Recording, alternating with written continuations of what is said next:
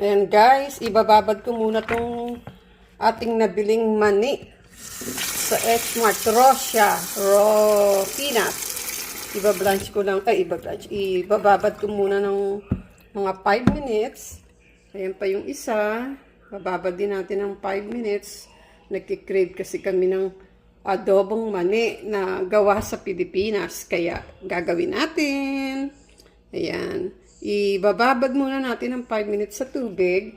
And then patutuyuin natin ng konti. And then tsaka natin ibablanch ng 5 minutes also. Bago natin iprito sa bawang.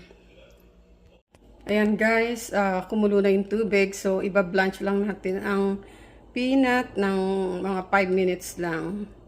Ayan. Kaya natin binablanch to para pag pinrito natin siya, malutong. Malutong na malutong. Ayan. Ayan, almost 5 minutes na. Akin nang hahanguin at palalamigin muna bago natin siya iprito. Ayan. Ginagawa natin to para pag pinrito natin siya, malutong siya. Crunchy. Ayan. Ayan guys, patayin na natin ang apoy. Naka 5 minutes na tayo. So, i-transfer na lang muna natin siya dito para lumamig.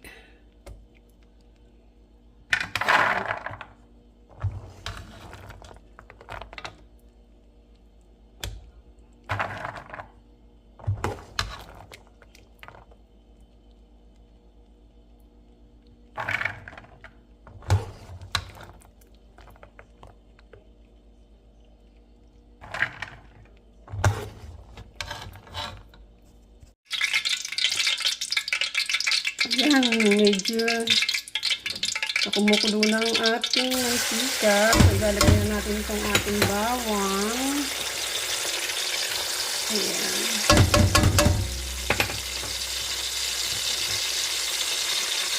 Ipilitin na natin ang ating bawang. Sinama ko yung ibang balat para maganda.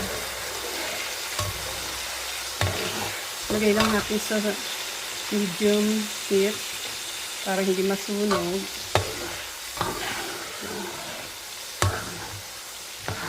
Mas maraming bawang mas masarap.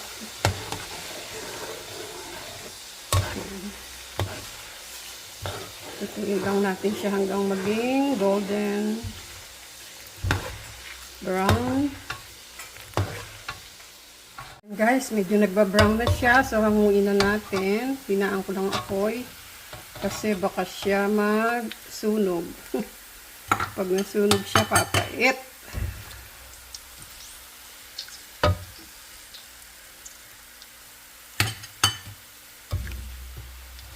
Kunin na natin ang ating bawang. Yan. Pag lumamig to, magiging malutong to.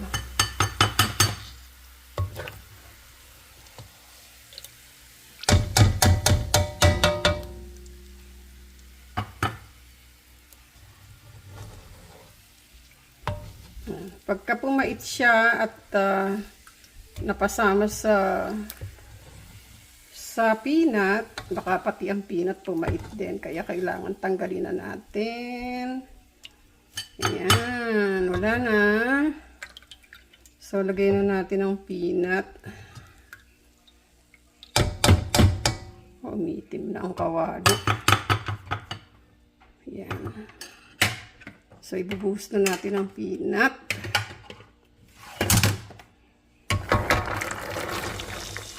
Ayan, oh. Medyo may, teka lang ha. Ayan guys, nabuhos ko na ang peanut. Haluin lang natin.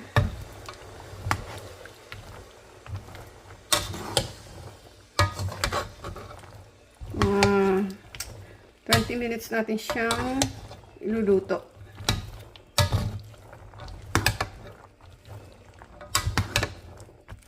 Ayan. Halu-haluin lang natin. Ang bango. Hindi na amoy ang bawang.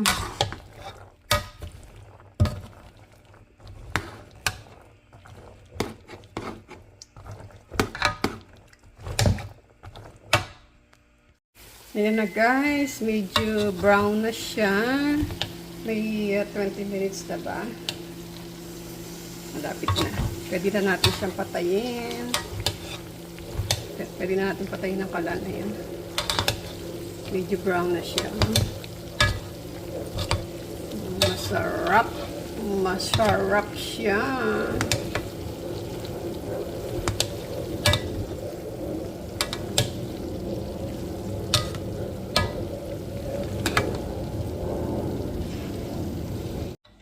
Yan guys, ito na siya.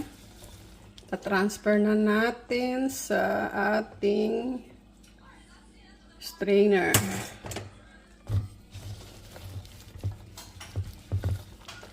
Mga 20 to 25 minutes ko lang siyang niluto.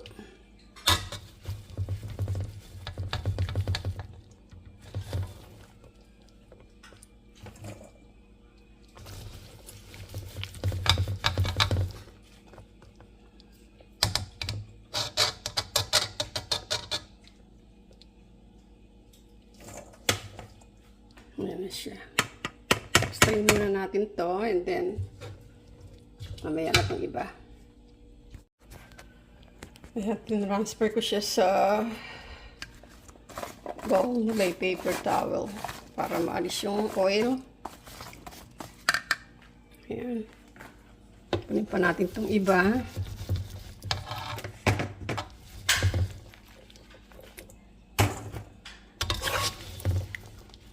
Ang ginamit ko nga palang oil canola oil. Yan, pwede pa nating reuse yan pagka nagpiprito ng isda. Yan ang ginagamit ko.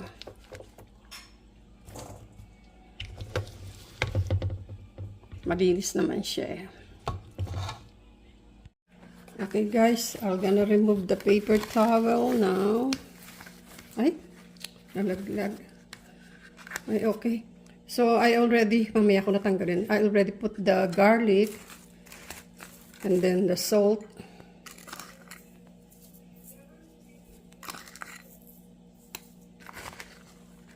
Timplahan muna natin.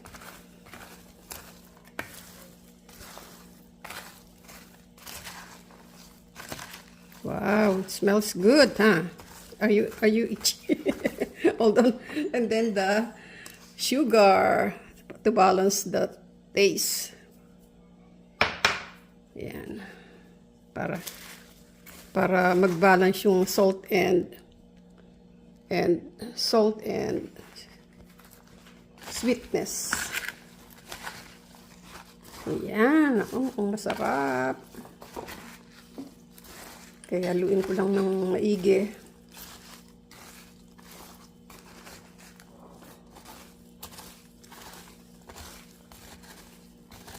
Ayan, palamigin muna natin dahil medyo mainit siya.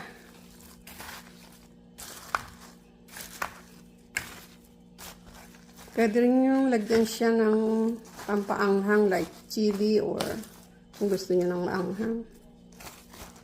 Ayan, try ko lang. Sarap. Masarap. Kahaluin ko pang masyado para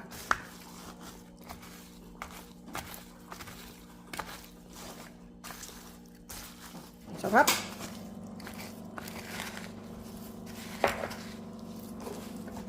Gabi pa tinatanong ako ni Ron dito eh. Yan.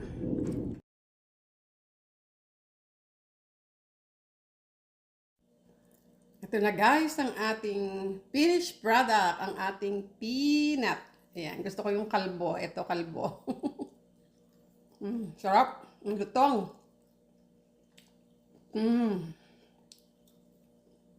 Ayan na siya.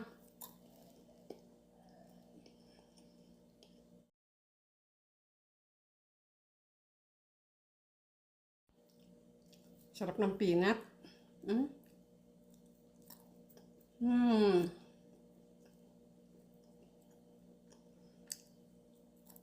Mmm.